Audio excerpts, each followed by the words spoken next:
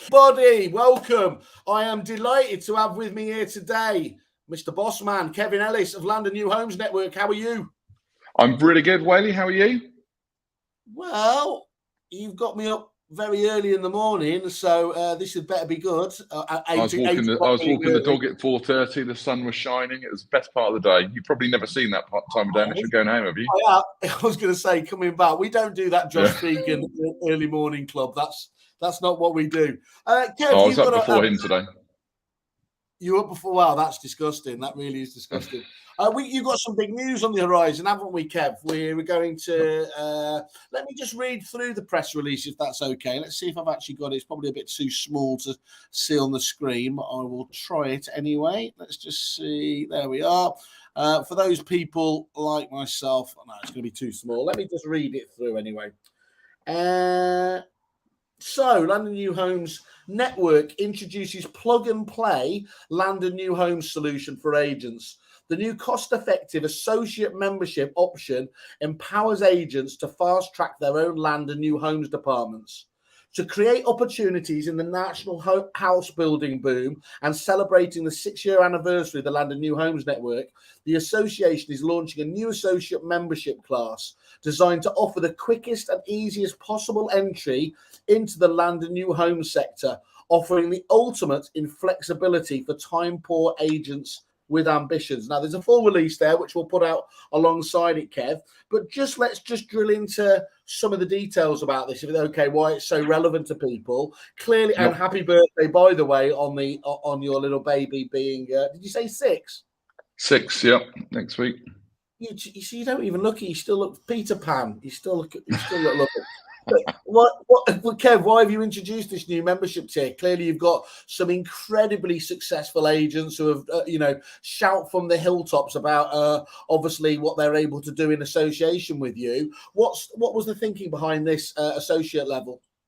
I think the realization was that for certain agents in certain locations, particularly maybe a 1 or 2 office company, that maybe didn't, it's quite a big thing if you're going to try and have to resource a land and new home side to your business. And one of the common things we were finding out was that agents saying, look, there's stuff going on, we don't know what to do, where do we start? And therefore it's that sort of point, where do you start to employ people with that specialism or not?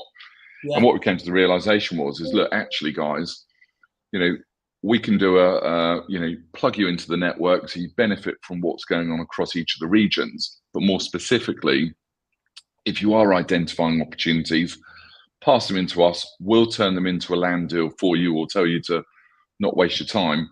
But more importantly, then using that real leverage and giving a real leg up to if you like, a single branch company or whatever, to have a little bit more action when it comes to some of the new home stuff. And it's really evidence with the amount of new home stock that is coming through, which obviously stock is a big issue for agents. So, it's kind of adapting it for that and also making it, affordable, but at the same time, really giving them a sort of an instant shot in the arm to plug that in. And it's been very well received. Can you give us any context around the commercials at all? Is this going to be genuinely kind of accessible to all, or is this still going to be sort of towards the top end? No, it's £250 a month. Then where it gets interesting is obviously around the commissions, and what we say on that is obviously, we're ultimately going to be building agents in for the resales later down the line off the back of land deals that are going on. And we've got one example at the moment down in Southwest, where an agent in the first 2 weeks had already passed us over 8 land leads that they'd sort of had spotted or had perhaps been sort of dancing around, if you like, and not knowing what to do. And already one of those has resulted in an instruction, and at the same time, obviously, then delivering the leverage to go and put that with a house builder, which they're absolutely buzzing with. So it's great. Well, as you say, and in the market conditions at the moment, with stock being where it's at, isn't it? This really is a shot in the arm, isn't it, for anybody looking to? There were no short-term golden bullets, but this is as close as it. This is as close as it gets, isn't it? I think. Look, we had the data through yesterday. There's just under 30,000 new homes individual listings on Rightmove as at yesterday. Okay. That's for sale. So that's not, they're not sold, they're actually for sale. And I obviously appreciate that some of those with maybe some of the volume developers, they might just list one house type, but there are multiple ones. What's really interesting, which I think a lot of people make the assumption, oh, stock's just moving really super quickly or whatever. The amount of stock that in the new homes market, particularly in some instance, either which has been poorly marketed by another agent or indeed a developer directly, there's an awful lot of stock on there that's actually been on for quite a while. Okay. And my fear at the moment is I don't think enough agents are into that stuff. And therefore, what this aims to do is kind of like give the crystal ball moment of saying, look, here's the stock. Let's get really clear of the silos where we need to focus some time and energy. And, let's, get stuck into it. So, yeah, we just kind of felt that adapting the model. So obviously we've still got the full membership model anyway. But what this particularly does around the associate level is it gives an agent the exclusivity that they're our member in a certain location. What maybe it doesn't do is give them the full exclusivity of all the resources and all the data we might give on land, because we'd rather know that the area is getting farmed properly, and that's what we're doing for agents. So we're very clearly. By doing that, though, Kev, the reason you're doing that as well is so that you can pitch to the builders, to the developers, isn't it? To say, look what we're doing across the country and everything else, and then they're going to be far more likely to keep you supplied, aren't they? I think the big thing is about can we give a whole of region service in the delivery of land? If we can prove that point, as we now can. Whether there's an associate member in place or it's currently an area we are just cracking on and farming, we're using those opportunities as fuller leverage for the benefit of all of our members. So immediately you've got that, and you've got this real constant supply of land and opportunities that you're discussing coming through. The house builders are literally all over us. So in that sense, it just felt like a bit of a no-brainer. And look, there's some really great independent single office firms that maybe they're not in the biggest towns that would warrant maybe how the membership model was for them, or was we set it up initially.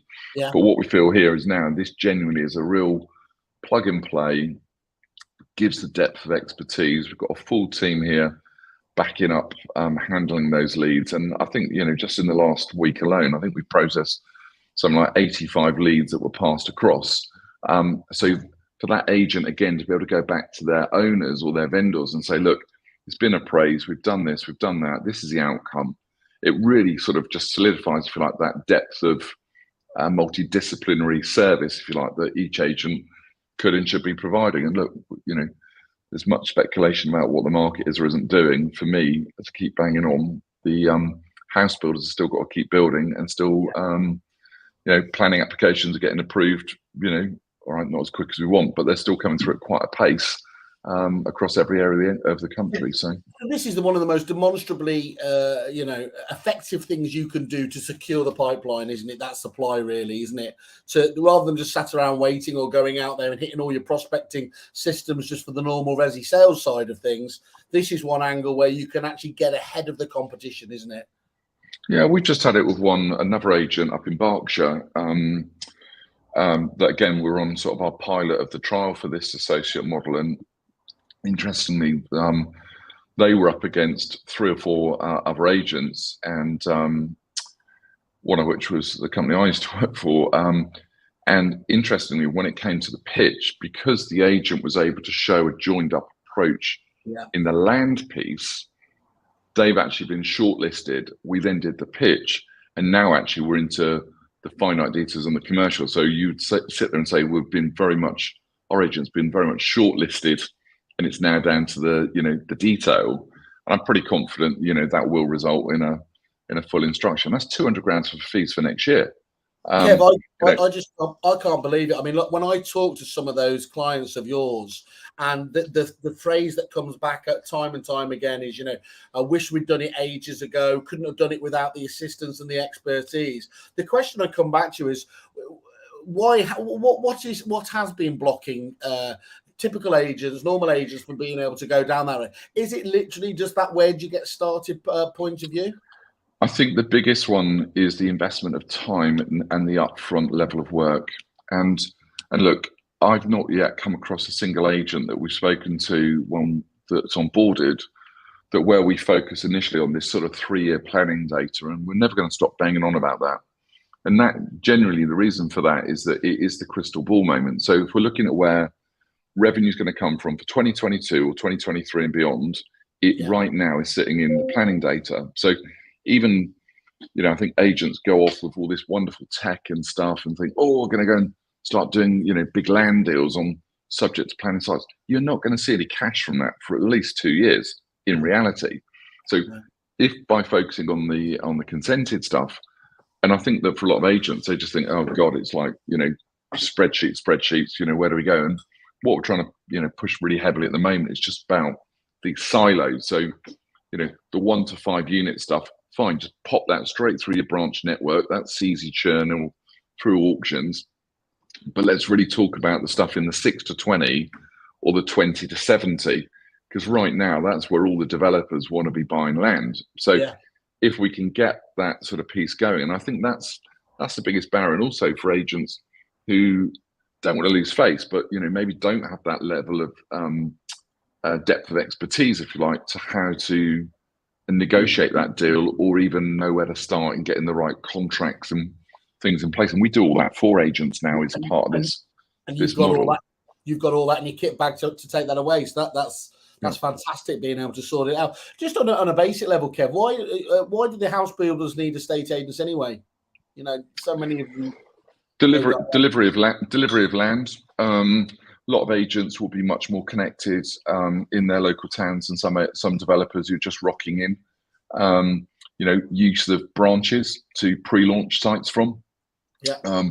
Seeing that more and more at the moment, actually, as more developers are obviously tuning into sort of pre-launch or off-plan launch strategies. So they really want to get ahead of the game in terms of getting these off-plan sales. And I think what will ultimately happen, particularly with the removal of Help to Buy in its current format, next year, and already, they're talking about, you need to be reserving your plot by October to get the benefit of that because of the conveyancing delay. So all of a sudden that sort of shortens that window. And particularly if you look at the amount of sales that developers have been selling 2-3 bedroom houses to because of Help to Buy, when that goes, they either need to come up with their own solution, or they very much have got to be tapping into agents' databases, whether that's tenants looking to move on and whatever else. And funny enough, we had a big meeting with a housing association this week, and just the whole space around that as well, where they now really want to engage with agents. It's just, it's fascinating to see all this stuff unraveling, really. So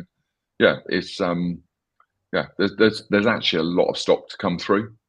So give us some ideas. You mentioned just one particular example there, but to put some, frame of reference on this for people, for what can be achievable. What is the size of the opportunity for an agent? I know it'll be different in each areas, and maybe just sort of support that with a few of the examples of how you've been able to help out people, because I think that really brings it to life. Okay, so let's take one particular location, not a big town. And by the way, every single town, every single market across the country will have its own fair share of demand for delivery of land being released for development, or indeed brownfield sites being redeveloped or whatever. So there isn't really, unless you're getting right into a very high conservation area or an area of outstanding attributes, broadly, every town, without question, has got planning applications that have been processed or going through, and. Yeah. So firstly, we've got to get the awareness up on that and engage with those landowners. And I think what we're seeing is, for the last couple of years, a lot of landowners maybe thought, we'll go off and get the development finance, we'd like to build it ourselves, but obviously with material costs rising, labour, etc., that's a real risky strategy for somebody who's not well versed in it. So immediately you open up a line where those landowners who maybe thought they were going to build are saying, actually, do you know what, I'd sell the site on. Yeah.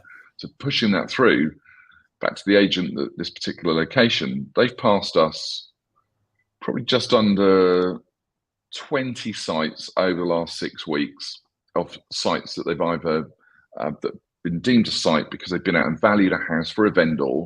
They've looked out the back window and thought, blimey, big garden or sizable plot. Now what? Has it got some development potential?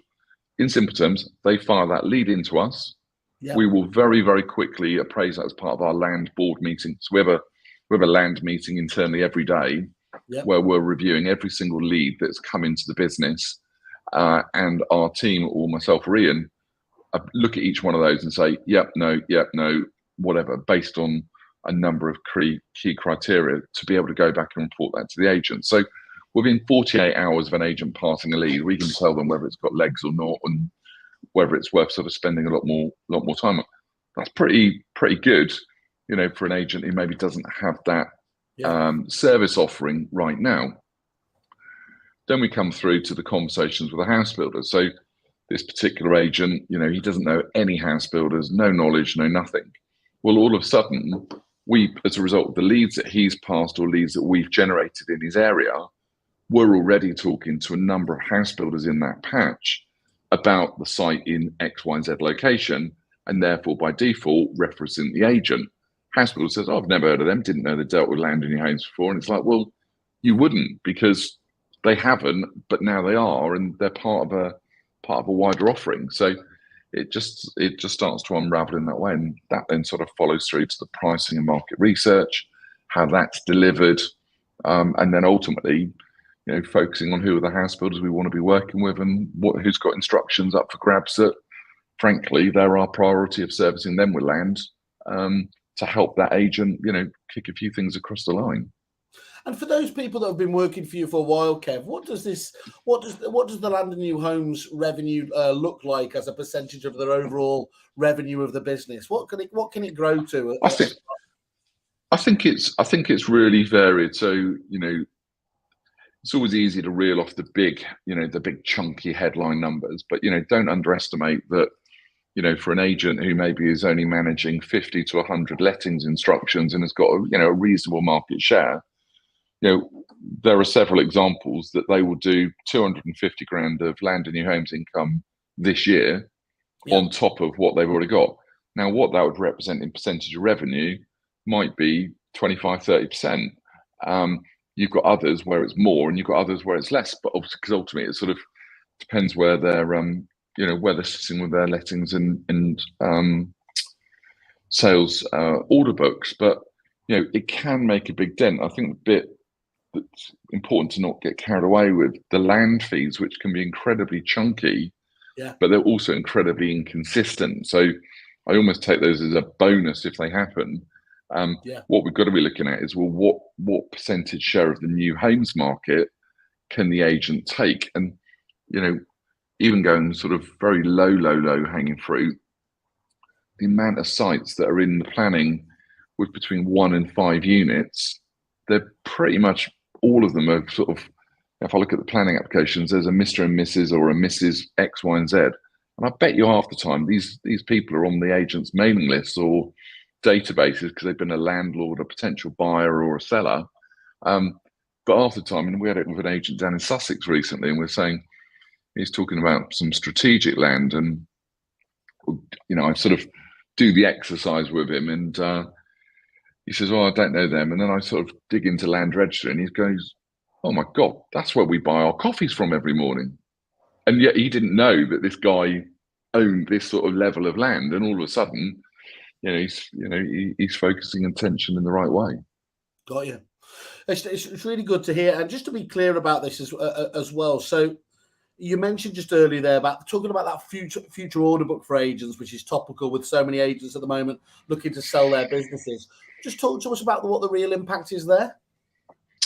Well, look, when we sold the Raymond's business, or the first iteration of it to Baymark, obviously we were sitting on a really big order book of Land and New Homes instructions. The key to it is, are your contracts belt and braces? Because the first thing anyone buying your business is going to do, if the contracts, if it's just back of a fact packet or a bit of hearsay, it's going to get struck off. So we push very heavily with our agents. We keep banging on contracts for the whole thing. How that resonates, I think Richard Powell Freeman had lunch with him recently. I know he spoke at an event that was going on recently, and he said, "Look, I wish I dealt with land and new homes or got into it sooner." Now, obviously, he really focused on it probably in the last 3 or 4 years of before he sold his business, but it still makes a big impact of knowing that you're going to open the doors on the 1st of January 23, and you've got 2, 3, 4, 500 grand's worth of new homes income in because it's contractually, it's solid. Yeah. And ultimately the fees are higher as well. Yeah, there's a lot to enjoy there. And so, Kev, you've been really, you mentioned before, first of all, the way that's been received with just some of your targeted campaigns has been fantastic, hasn't it? And I know across the board that actually it's a bit of a nervous market out there for the moment, but you're getting some really strong responses to this, aren't you? So if people are interested in this, now's the time to reach out to you to avoid that opportunity point. I think what we want to make sure is that, look, when you're always, and there's a cost of anything that's associated to something, I'm looking at this, I think there's real value. We've priced it at a point where it is very accessible to an agent with restricted budgets. But even if the restricted budget, does the opportunity outweigh the budget? And I think sometimes it's very easy to go into the default mode of cut cost. But at what point do you say, actually, here's something that is actually going to be a value add? And more importantly, that age-old phrase of, it's only one more sale or whatever. But in this instance, it's very genuine. Yeah, and we certainly wouldn't want to take any agent on board that, if there wasn't it wasn't enough to go at, or we didn't feel that it was achievable. So we really are sort of focused on the ROI, and hence as a result, we've kind of put our money where our mouth is, because our team, we've carved the country into 13 regions. Our team are farming the whole of the UK, where we've currently got white space area, i.e. not a member, and we're already engaged with landowners. So had it with somebody at a conference recently. He said, "Well, what do I need you for?" And I said, "Well, that's fine. If you don't, you don't. But by the way, can I just talk to you about something we're working on?" And I named this particular suburb of his town, and there's no way I'd have known that. Bearing in mind he's walked up to me 2 minutes before. I said, "Oh yeah, we're actually negotiating on a £13 million deal in that location at the moment." And you could just see the colour drain from his face, because he didn't. It was kind of, he didn't believe it. And it's like, we're not making it up. It's it's fact. And Kev, just on that, you've done a really brilliant offer for some of our kerfuffle members here, and it's like, it's not just kind of suck it and see or take you on confidence. You just talk us through what you're willing to do for them, to do a bit of a sort of a bit of a research piece on their own patch to see what the prize could potentially be around there. Yeah, in simple terms, Whaley, we will happily produce an inside track report for any agent on their market. And what that will do, that will show you how many sites are currently pending a planning application right now in their area. Yeah. What's been approved in the last 3 years. Yeah. Where it's possible to understand what's consented and not built, and therefore what's under construction. And at the same time, also what the level of new home stock is currently on the market right now, and what the breakdown is. And going one step further, to further prove the point, our team, we could pretty much guarantee, and obviously this is always up for discussion, particularly if somebody's in a conservation area or somewhere where it's a bit trickier, but we reckon that we would be able to go on for any kerfufflers, we'd be able to go onto their town or market and find 3 to 5 sites straight away, just from doing a desktop assessment or from what we were already aware of. So that's our offer, without any obligation. We're very happy to do that. I think that's probably the best offer we've had on our platform for a very good time, Kev. So I really appreciate it, because there's a lot of work that goes into this, isn't it? So it shows a lot, just how confident you are in that ability, what you've got as a model. And as I said, talking to some of those clients that you've already got in your business now, these are the people that I know, we actually had at the top of their game, people aspiring to be the Matt Nichols of the world, the Pygers. There's so many fantastic agents who engage with you across the country here. And now to be able to take that ability for, to tap into some of that expertise that you offer for, what was it, 250 quid a month? get dialing, people. Get dialing. So just to let people know, obviously go to the Land and New Homes page on kerfuffle.com itself. You can put an inquiry there. Reach out to me wherever you need to, simon@kerfuffle.com, or of course find Kev in the normal places and just prove your kerfuffle credentials here. But we are very grateful for you, Kev. Great. I mean, genuinely, you see a lot of press releases. You think, man, is it all that? This one seems like it's a really big deal. Yeah, no, we're really pleased with it, and it's taken a good time to kind of like look at how the impact of this is. But genuinely, we think for our full members and also associates, genuinely, the marriage value to all of it, fundamentally, it's just unlocking more and more opportunity. And I think if it can give the agent a shot in the arm and a differentiator to everyone else that might be sort of, dabbling at it rather than actually doing it properly. We'll come and get involved and we'll do it properly, and we'll get you at the table eating with the house builders and having the right conversations. That's a promise. I mean, that's the key, and it's all about the connections, all about the expertise, and crucially, as everyone always says, just getting started with this stuff, and that's what you're able to do with this fantastic new. Look, Kev, I love it. I mean, obviously, we mentioned before you've been going 6 years. This seems like such a clever evolution of a business that was working really well itself to take it out to a next, kind of generation of clients. So I think you've got to be applauded for being so innovative here. And as I say that I can't think there's too many agents out there that said, no, we're all fine for stock at the moment, actually. Yeah. Good. Great stuff. Well, we're here to help, and very happy to do those reports. No, thank you very much. We'll be reaching out and talking to people on our MOTs on that front as well. For today, Kev, thanks very much. Nice one. Take care. Cheers. Cheers.